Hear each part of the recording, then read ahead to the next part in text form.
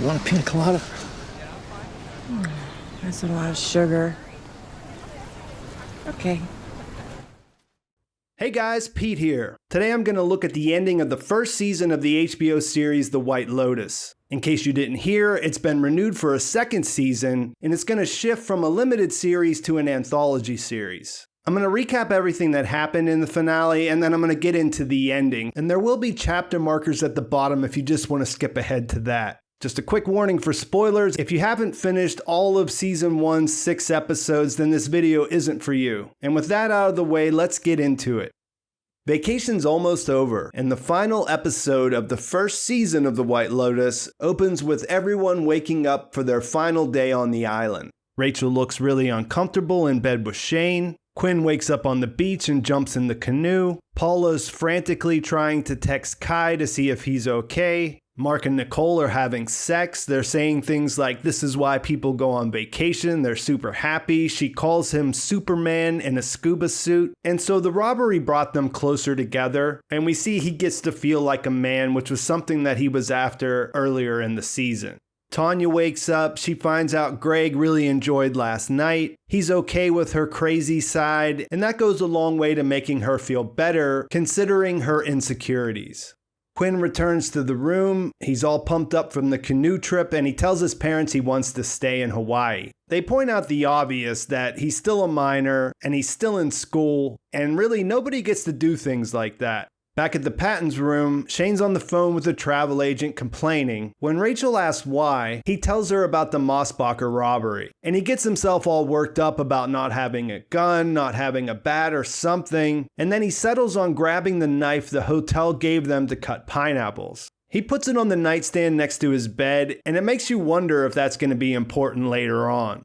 While she was getting her facial, Rachel did work up the nerve, and she tells him she thinks their marriage was a mistake. He turns things around saying, oh wow, you hid yourself really well. Here I was thinking you were this cool chick and really you're just a baby. She fires back with actual examples of him being a baby on their trip, how he's coddled by his mother, how she showed up for their honeymoon, and the never-ending tantrum that he's been throwing over the room. This exchange does show the faulty foundation of their relationship. He can't hear her, or really even understand where she's coming from. For him, everything's good, therefore the only options are her going along with that or messing it up. When she says that she doesn't want to spend her life as a +1, his answer is just don't be that, and he can't understand why that's a problem. The Mossbachers are heading out for their scuba dive. Armond stops them to let them know that the thief was caught, and that they'll be getting their jewelry back. They ask if it was an employee, and when he says yes, Olivia makes a point of asking for the name, and they do find out it was Kai. Armond throws it out there that he can't believe it, that he was such a nice guy, he was such a good employee, he never caused any problems, and he would have never guessed, and so Paula realizes that she corrupted him. Mark and Quinn have their dive and it looks amazing. They even swim with the sea tortoise. And there's several points in this finale where they emphasize the natural beauty of the island. I suppose they did that throughout the series, but it really stands out here, and it feels a little different knowing that the one indigenous person we met is probably on their way to prison. And while the guys are in the water, we see Paula take the necklace she got from Kai and throw it overboard. At the desk, Armond gets a call from the owner. He knows he's going to get fired now. He heads to his office. He tells Dillon to come with him. Inside, he starts crushing up pills, says they're going to go hard, and he's basically off to the races. When Dillon asks him if it's a kamikaze situation, if maybe he's going to be taken down too, Armond just says, hey, they exploit me, I exploit you, that's how it works. And if you're going to lose your job, you might as well do it now before you waste your entire life. When they return to the room, Olivia confronts Paula, telling her that she knows she was involved with the robbery. Paula eventually comes clean and just says, you don't understand, it was never about me. The conversation ends with Olivia saying, something bad could have happened, my mom could have been hurt, and Paula just says the truth, something bad did happen. Over at the spa, Tanya comes in to tell Belinda goodbye. She thanks her for the help, thanks her for being so great, but essentially says she doesn't want to do the business anymore. She turns it around saying that it's an unhealthy situation for her because it's like falling into this old pattern. She latches on to someone and then she tries to control them with her money. The truth is, she really is just focused on Greg now. Things are going good there. He seems to accept her, so that gives her some room to have this insight. And it comes down to her doing something that makes her feel good, something that works for her, rather than focusing on something that could help someone else.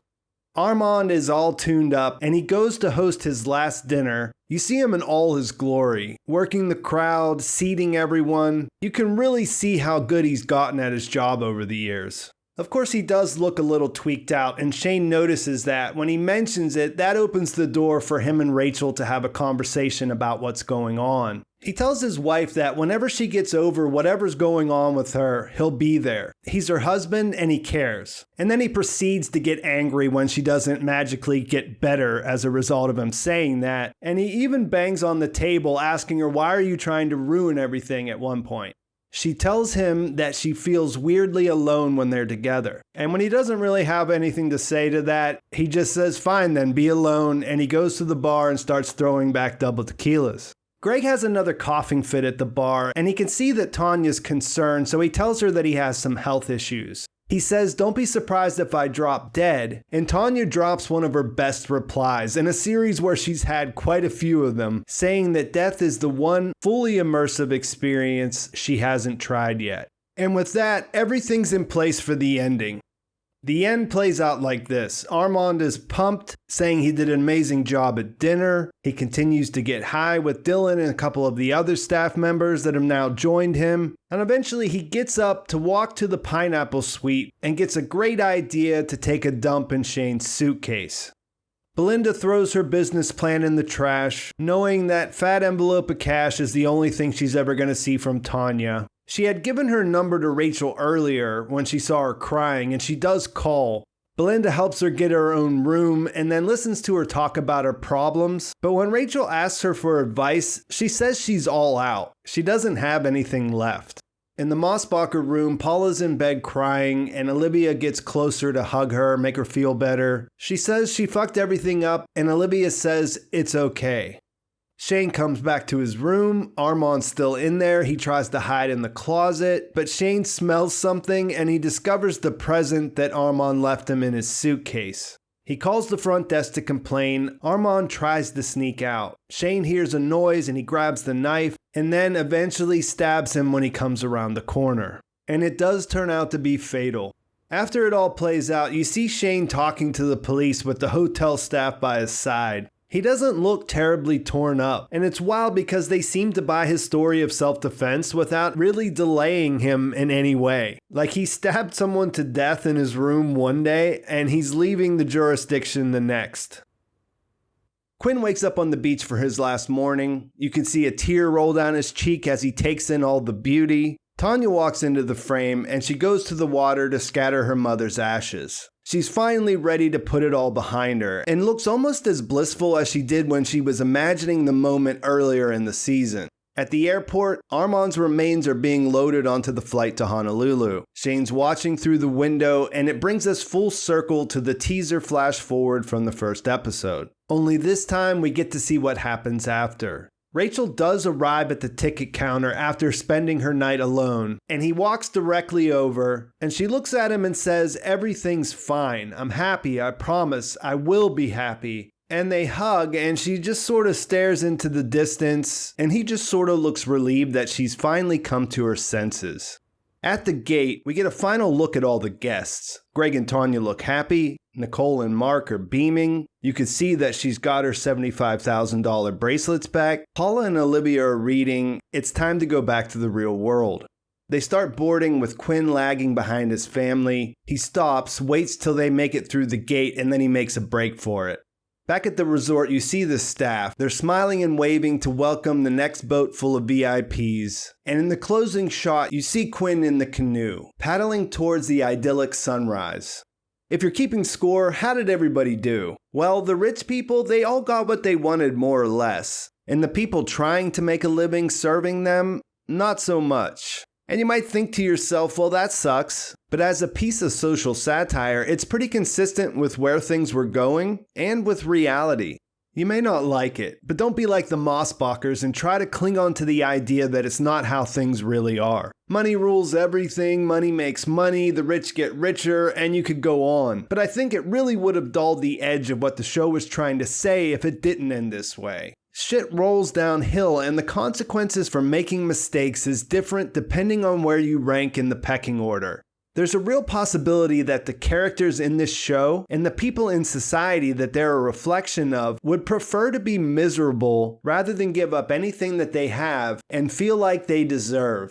You could say what you want about the system that makes all this possible, its sustainability, the damage that it continues to cause across the globe just to keep itself going. But I think what the show was really good at getting across is the feeling that these people have about their situation as opposed to what their situation really is. Mark lays it out perfectly when he says, "Nobody cedes their privilege." That's absurd. It goes against human nature. We're all just trying to win the game of life. I think that's what you can take away from the ending. These aren't the worst people in the world. They aren't the most diabolical characters ever conceived for a television series. And you can probably even find some moments of relatability in some of their perspectives. They've bought into the system, and even when they can't see it, and maybe it doesn't even happen consciously, but they're trying to hold on to that and preserve it. If you look at the individual endings, the robbery fixed things up for Nicole and Mark, the situation with Armond, and the ripple effects of Belinda not having anything left when Rachel really did need advice, that all brought Shane and Rachel back together. At first, I wasn't sure about the Quinn leaving the airport and paddling off into the sunrise, that whole thing, but I suppose it's grown on me. For one, he was the only guest who was actually getting something from being on the island, and things could have felt really bleak if there wasn't at least an uplifting moment there. What's funny is that when you first watch it, you're thinking, oh, well, maybe he gets a happy ending. But if they showed us anything through Mark and Nicole and how he slept on the beach and how Olivia's so cynical towards them, it's that they don't really pay much attention to their kids. So it's actually possible that they just didn't notice he wasn't on the plane when they went to Honolulu, and then when they got there, they went after him. There's really no guarantee that he's going to get to stay there. Thanks to her treatments with Belinda, Tanya makes what she thinks is a healthy decision to avoid falling into a pattern, and she does that by falling into a more immediately, instantly gratifying pattern. And the idea that Rachel finds herself in this position so fast after marrying into money, it actually means that she's got something to lose, and that changes things in a really uncomfortable way. Status is a hell of a drug. Olivia and Paula had the one relationship and were the characters that you could kind of still hope that they would evolve given their age. I mean, it's easy to be critical of your family and their place in things when they're still supporting you through college. Olivia doesn't seem like someone who's taking on debt to be at school. But what comes next, What about when she integrates into that same system? Paula made a mistake and someone else paid the price. There's no undoing that. She did it thinking it wasn't about her, but it wasn't really ever about Kai either. It was to hurt the Mossbachers, and she felt justified because of Olivia stealing her previous boyfriend, and you have to hope that she'll be able to see that and become a better person. And of course that goes for all of them, but with the younger people, it just feels like it might be more possible. Armond and Kai's endings are obviously tragic, and they hit different things in different ways. Neither one of them was perfect. In the first episode, Armond didn't even realize that the woman he was training was pregnant. And even though he was coaxed into it by Paula, Kai did make a decision to go into that room and try to steal the bracelets. You could say that Armond should have just backed down, but he's a character who's worked in this business for a long time. He knows that once Shane owns him, there'll be no end to what he has to deal with over the next week, so you kind of understand why he decided to fight back. I think the point is, though, that there are consequences for their mistakes. Whereas you look at a guy like Shane, and you could make a debate kind of argument about how he was right all along, but all of it really would be missing the point. What he did was self-defense. Someone came into his room, and from his perspective, that was a threatening situation. But look how easily he walked away from it. A guy like Kai, he's going to spend time in prison. The crime he committed, breaking and entering, the value of what he stole, his life is never going to be the same.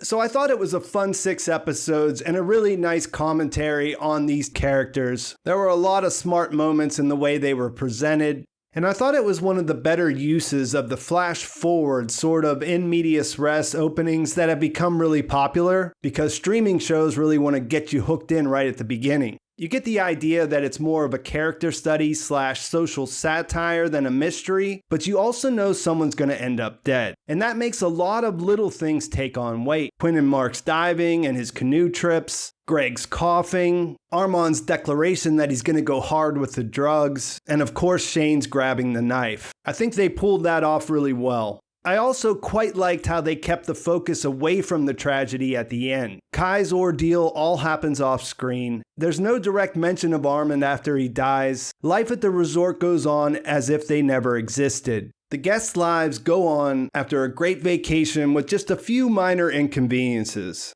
The performances were all superb. The natural backdrop was great to look at if you can just sort of not focus on the imperialism of it all. And the score was absolutely amazing. I can't really overstate how many times I found myself locked into whatever was happening on screen and realized that I was nearly hypnotized by the music. And I suppose that's as good a place as any to leave things. I could go on, but let's do that in the comments instead. Let me know what you thought about the show, the satire, the characters, the themes, and what you thought about the finale. Another season doesn't sound like a bad idea in a different place with a different cast. I guess they will need to come up with a way to make each season feel fresh and unique, but it looks like they've got a good handle on things. Please like this video if you enjoyed it. Please subscribe to my channel if you haven't already. And thanks for watching. I'll talk to you soon.